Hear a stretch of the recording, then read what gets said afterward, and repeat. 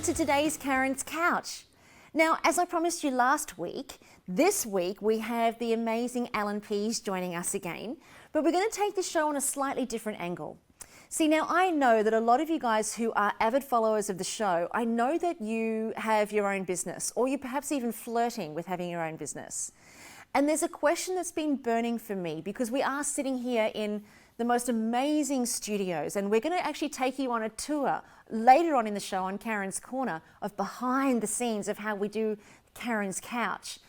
But one thing that I wanted to find out as we sit here in these amazing studios in this gorgeous rainforest, and it's about to start raining, and it's just breathtaking. One thing I really wanted to know from Allan is, how does a person actually get discovered? Like, how do we actually find ourselves in business? How do we start to, get noticed in a marketplace that's screaming so loudly and changing all the time?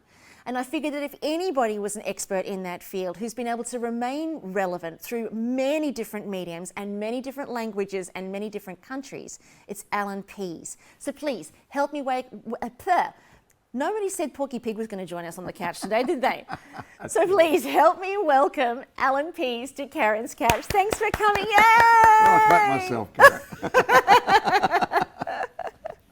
Well, I was listening to you talking there, and I thinking there's probably an even deeper question in there, and that is, how do you decide what you even want? Because most people know that, whether it's in business or personal, that in your life, that you need to set goals and have a plan, have a deadline to motivate yourself. But a lot of people don't actually know what it is they want. And a guy asked me this the other day. He said, I don't know what I actually want. And he said, I don't know how to find out what I want. Right. Now, the people who are the most successful in the whole world, who make the most amount of money, and most of those, I know a lot of them, I meet them at seminars and TV, as you do as well. Yeah. These are not people who set out to make a lot of money. They're people who had a passion for something that they were doing for free, and that they would even pay to do it if they wanted to. True, that's a very good point. And that's the bottom line of finding out where greatness lies. Greatness lies in turning your passion into your lifestyle, which becomes a business, and the money and benefits come with it. Whereas most people in life are working a job that they don't really like. Yeah. And hoping to make enough money that on the weekends or after hours they can go and play the guitar, they can paint a painting, they can go and become a rock and roll dancer, they can go and do other things. And the first point is to highlight, what are your passions? Now, this guy said, how do I work that out? So, well, what in your life? And he was about 40. Oh, bless him. Change of life coming up for the poor guy. Yeah. So, well, what is there in your life that you can think back to that motivated you, inspired you so much, you'd do it for free? Yeah, that's a great question. And if you can identify that thing, and all of us have, the next thing is, how do I make that a business? And somebody said to me recently, I like talking to people all the time. So did Oprah Winfrey. Yep. Yeah, another guy said, I just like eating food and going to restaurants. Hey, chef programs, they're everywhere. Jamie Oliver was exactly the same. And a smart guy said to me last week, I like fighting people. Mike Tyson made $100 million out of fighting people. Now, okay, these people are extremes, there's no doubt about it. Yeah, but it definitely speaks to the point of really getting intimate and getting into bed with what you're passionate about, and then going out and finding. All Tiger Woods wanted to do was play golf. Yeah. That's all he wanted. He would play it for free. He used to play things for free. I know from his biography that he even paid a few places to get in so he could play against great people. And now, okay, they're extremes, but there are hundreds of thousands of people in each of those areas that are making terrific livings, having a great lifestyle, making maybe not making tens of millions like those guys, but they're making tens, hundreds of thousands of dollars doing what they love. So your greatness lies in doing what you love, where your passion is. So whatever it is, you can convert that into some sort of business. And most people never thought that they can convert something they love into some sort of business. That's the secret for greatness. I think that that's a really good point, because a lot of people are very nervous to take what they love, because in their mind it's more of a hobby. So they go out and they think, well, this is just a hobby, I'm not going to make any money out of it, because they've been conditioned that there is no money in anything other than the things that are currently making money. That's right. And that was one thing that was a real red flag for me. And I think I learnt this from Brian Tracy. And it was back in the early days of me going into business where I discovered that if I wanted something badly enough, if I build it, people will come.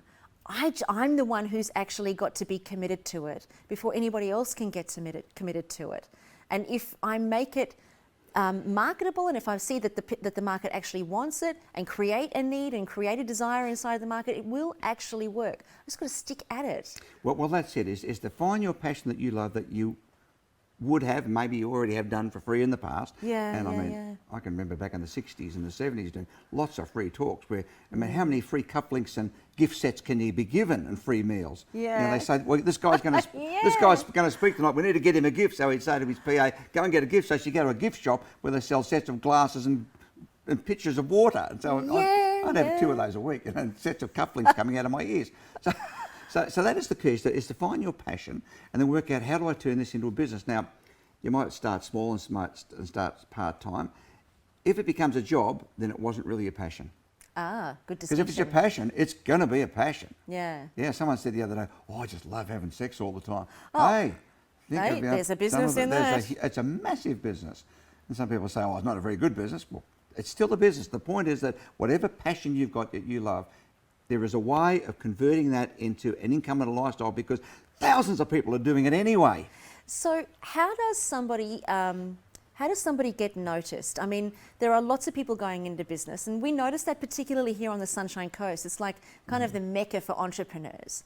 So if somebody who's going into business, they've discovered their passion, they're really surfing the wave with that, how do they get noticed in a marketplace that's just constantly changing? I mean, what we had 10 years ago is different to what we've got today in terms of social media and the way that you market yourself. How do we get noticed? I mean, everybody's screaming so loudly. Do we have to scream above everybody else? Well, whatever that passion is, the thing that you really get fired up about is to become an expert in it. Oh, okay. Become an expert. It's not hard because you love it anyway. Yeah, so you're absorbed in learning about it. And I mean, when I was a kid at school, I loved standing up and cracking jokes in class. Now, I was a smart don't believe you. That's a lie. I can't believe it. I was a school smart ass. The teacher said to me, a science teacher said, Pease, you are a smart ass. And I remember I said, do you know what a smart ass is, Mr. Phillips? That's any man can sit on an ice cream, tell you what flavour it is. And the whole class erupted. They're falling about because for goodness sake, that's hilarious. That almost ended my school career. In fact, it did end my school career eventually. Now, I love making people laugh. And you can say, well, how do you make a living out of that? Well, I've done this for 45 years, made a living out of making people laugh. I mean, I teach intelligent skills, but I make people see the funny side of it. Yeah. People remember the humour, which triggers what the point was that was made. So how do you get noticed? Well, become an expert. Become the go-to person. So if somebody's going to think about body language, for example, and it doesn't matter where in the world it is, my name will be somewhere around the top of the list. No if not doubt. on the top.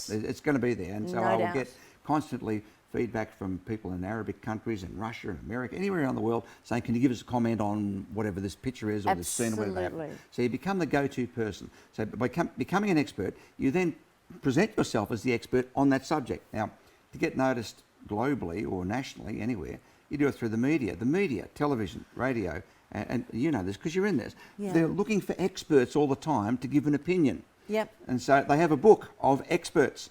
So when something happens, they go, where's an expert on cooking? Where's an expert on domestic violence? Where's an expert on media? Yep. And you want to get your name on that list. So when it comes up, they email you instantly. 3 calls today from television shows saying, we want you to comment on what President Obama said this morning about such and such. Right. And you can pick the eyes out of those. I mean, I get them regularly because I've been doing it for a long time, but you become an expert. So you become the go-to person. That's the first thing. Secondly, it doesn't matter what happens with the internet. It doesn't matter what happens with online. The bottom line is we all want a relationship with somebody. We want to be able to have some access directly or indirectly to that expert, which is, Facebook does that. Yeah, yeah. And LinkedIn does that. All of our social media is really... It gives you a direct or a line connection. Where somebody might give you an answer back. Yeah. They might do that. I mean, you can ask Brian Tracy a question, for example, and you'll get a response. Sometimes Brian's a good mate of mine, and sometimes it comes from him, and sometimes it comes from his staff, but you know that you'll get some sort of a direct connection with an expert. Yeah, so find out what it is you love, your passion, become an expert, become the go-to person, then sell yourself as that. Now, selling yourself, say, in the media, you don't want to wait to be discovered, which is what we're talking about here right now. Yeah, this is right. People say, well, I'll become an expert and wait from the fireman. No one's going to discover you. Yeah. You've got to get out and sell like hell. I think that's a piece that a lot of people in business actually miss. They do. Because they are passionate about what they do and they have set themselves as an expert and they understand what they do, but then they do sit and wait for somebody to discover them, and then they set up a shop and say, wait, someone comes through the door and buys something, and it doesn't happen. It doesn't happen, and then they go out of business and then poo-poo the whole idea of having a business and go back to getting a job that they hate. Yes, exactly. So you've got to get out there and you've got to sell yourself, you've got to sell your services, you've got to sell yourself as I am the person who will be an expert for you. So do you think if you're going to go into business, getting skills in selling is probably one of the main priorities? Absolutely. People management and skills, getting people to feel comfortable enough to say yes, to give you, because look, what you need with your product or service, whatever it is, all you really want is for a good prospect to give you a fair hearing. Yeah, right. For them to sit down and say, well, I kind of like you. Carren, I'll listen and see what you've got to say. Yeah. Because if people like you and they buy you, there's a good chance they'll buy what goes with you. Reverse is true. If they don't like you and they don't buy you, they won't buy anything that goes with you. But you've got to front up, in effect, whether it's on a screen or face-to-face or through the... You've got to front up to that person to give them a chance to allow you to have a fair hearing to do it. Yeah, right. So, and that takes courage, you know, for a lot of people who don't see themselves as salespeople. That takes a lot of courage to be able to do that. Look, the world wants experts who are good at what they do, and somebody said the other day, as an expert, you have to be entertaining and funny. Well, only if you want to make a lot of money. Right. So minor detail. You don't have to be a comedian, but there's built-in humour. Whatever product or service somebody's got, there's built-in humour into that. Yeah. So if you're putting in the humour, people will watch and listen and buy. You know, I think this is invaluable advice, and you know, I'm so grateful to you, Allan, for your advice on this, because as I said, we do have a lot of people who are on the show that, you know, are starting their own business or have been in business for a while, and to know that you've got to be able to market yourself, you've got to position yourself as an expert, you've got to be passionate about what you do, and then you've got to learn how to communicate it. You've got to learn how to sell it in a way that people can hear it and have a want for it and a desire for it. Thank you. Well, you know, it's funny. People often say to me, they say, yeah, you're so lucky. You're sitting up in this big place in the rainforest on the hill and it all just falls into lap. Well, no, it's a little bit like when you watch a duck on the pond. They just glide across there. But you look under the water, the feet are going like this. Nuts. And that's the reality. Yeah, and look, and I think that that's the truth for anybody who's in business. They do look like this, that's smooth sailing on the top. And I get that now. Yeah. I didn't used to get that, but now I get that. You've got webbed feet. Oh, yeah. My feet are webbed. I'm telling you, I'm cutting laps. Thank you so much. You're so insightful. Great advice. So hopefully you've enjoyed our little chat with Allan. Make sure that you don't go anywhere. We're coming up next with Carren's Corner, where I'm going to show you how my little feet are swimming underneath the water. And we're going to take you behind the scenes on Carren's couch so that you start to understand how we've made the decision to not wait to get noticed. And we've taken Allan's advice really, really seriously. And we'll show you how we've done it. So don't go anywhere. Stay tuned.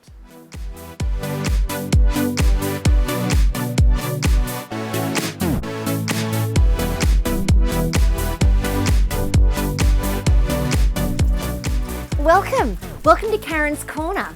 Now, just as I promised you after I had my conversation with Allan Pease, I promised you that I would take you behind the scenes of Carren's couch for a couple of reasons. The first reason is I think a lot of our followers are keen to see what goes on behind the scenes and who's involved with actually bringing this show to life. And I want to introduce you to everybody. Also, I want you to see exactly how much work goes into producing an online TV show.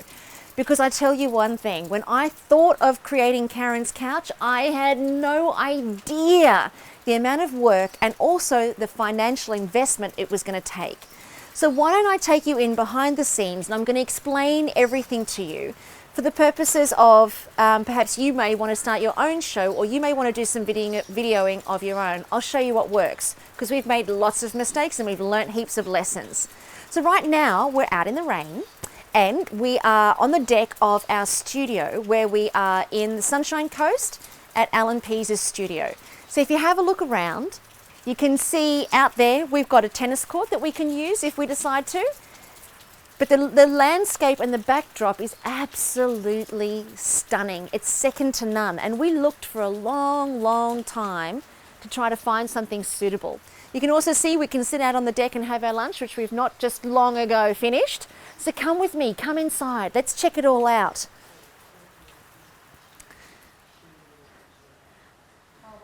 As we walk in, this is the studio. So this is where all the magic happens. So over here we've got our, I guess, all of our technical gear.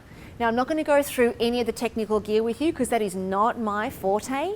We've got an audio engineer that we fly in from Adelaide to help bring Carren's couch to life. Couldn't do it by myself and I couldn't find the talent locally. So what do? I fly somebody in.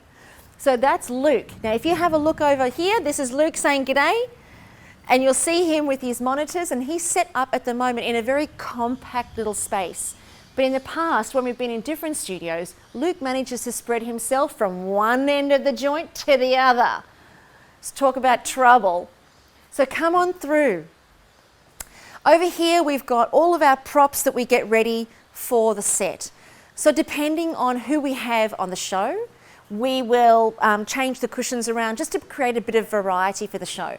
One thing that we've discovered is that visual interest is everything, especially for our viewers when we've got slightly longer shows. So being able to switch from one frame to another, different clothes, different colours, it all makes a huge, big difference. So we'll come around now and check out the actual set. This is where I sit on the couch, and let me run over there and show you. And I have kicked off my shoes, so you're about to see my bare feet. But this is where I sit on the couch and I have my conversations with my guests.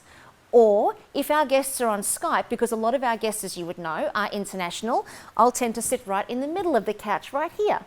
Bet you didn't know that one. Tricky! But this is one of those awesome couches that actually separates. So I can move it if I've got guests, or I can bring it together if it's just me. Now you'll also see we've got our lighting. This is a huge part of creating Carren's couch. And I have to say, we're about to invest in some more lights because we're just sometimes, based on the weather, we need to really light the set a lot more. But if you have a look behind me, you'll see on the glass there's reflection of all of the lights. Danger, Will Robinson, danger. That's the biggest issue that our set designers, who actually happens to be behind the camera right now, Yana, she's waving. So that's the biggest issue that she's got to combat when she's setting me up for a show.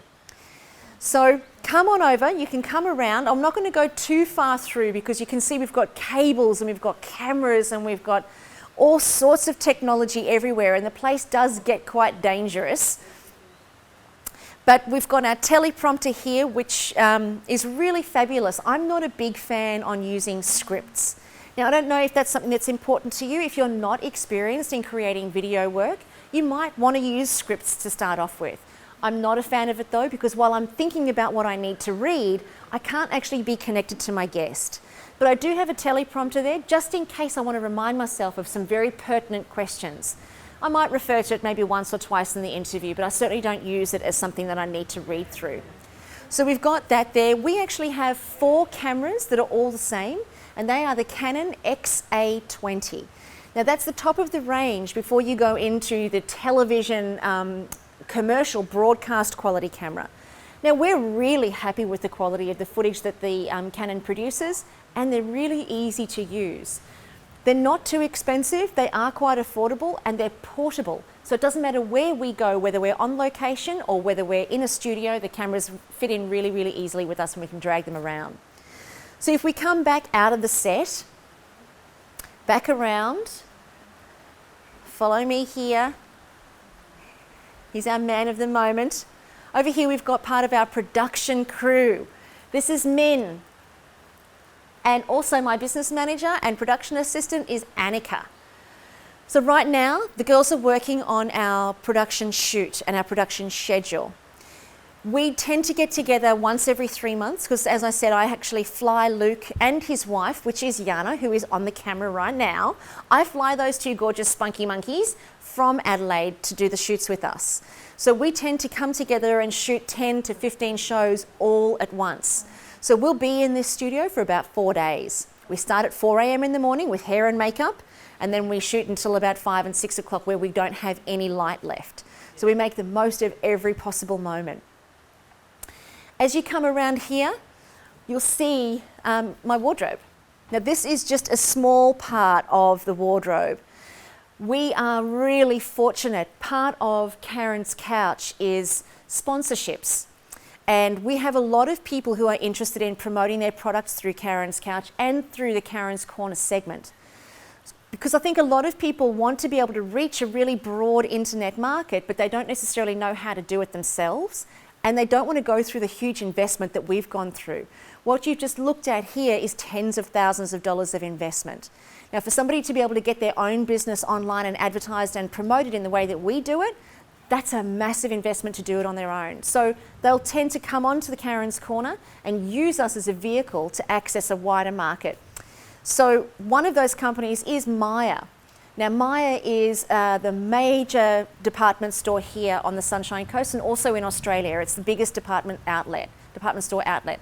So every time we do a shoot, I race into Myers and I spend at least 4 or 5 hours running around the shop, trying on all different outfits and then finding matching jewelry and matching shoes to go with each of the outfits. And they are so generous with us. So that's how you get to manage, that's how you manage to see me in a different outfit every time I'm doing a different show. We are so grateful to Myer for the support of this show. And we're also super grateful to Siebel. Siebel in Maroochydore, they have been exceptional. From day one, they got behind Carren's Couch. And I mean, how much better could it be to get 2 major sponsors with such big names standing behind a program? So the Siebel in Maroochydore overlooks the ocean and it's absolutely stunning. So we alternate between here and the Siebel, and also when we are traveling, we all choose to stay at the Siebel, which is a real bonus for us. And then moving around, you can kind of see we've got Annika's working on our website all the time and updating our social media as we're producing new shows. We do get gifts of books and giveaways from our guest speakers, and we had Allan Pease on earlier, so these are the books that he's going to be giving away to our viewers. And then over on the final station over there is hair and makeup. So you want to see that in the morning. That's hilarious. I walk in blurry-eyed, in tracksuit pants and sneakers, looking like a dog's breakfast. And then the next minute, what do you know? I walk out with curly hair and fabulous makeup, thanks to ColourPop Cosmetics. Nikki Stacey does my makeup and she's the owner of ColourPop, and she's also an amazing sponsor of Carren's Couch. And then we also have her hairstylist who works inside of ColourPop called Kira, and she puts the curls in. Isn't it fabulous? It's really quite decadent, it's really quite luxurious. So I come in looking like dog's breakfast, walk out looking fabulous, jump on the set, and there you have it. There is the makings of Carren's Couch. How long does it take to produce one show? Takes us about an hour to create the show, and then it probably takes poor Luke about 3 hours to do the post-production, and then it goes up online for you to view it and for you to enjoy and devour it, and of course, share it with everybody that you know. Don't you? I bet you do. So hopefully this has been a little bit insightful for you to get behind the scenes and see what we do here on Carren's Couch. The best is yet to come, and we feel like we're only just beginning. So hopefully this has been insightful. This has been a little bit interesting for you to get in and get behind the scenes and figure out what we do and how we do it. We're going to see you right here next week on Carren's Couch, so make sure that you tune in, tell everybody that you know how much you love the show, and go to iTunes and download the podcast. For all of those podcast listeners, this may have been a fairly challenging part of Carren's Couch, but I think all the more reason to encourage you to go to the Carren's Couch website and watch the show live. So we'll see you next week. Make sure that you tune in. All my best. Bye for now.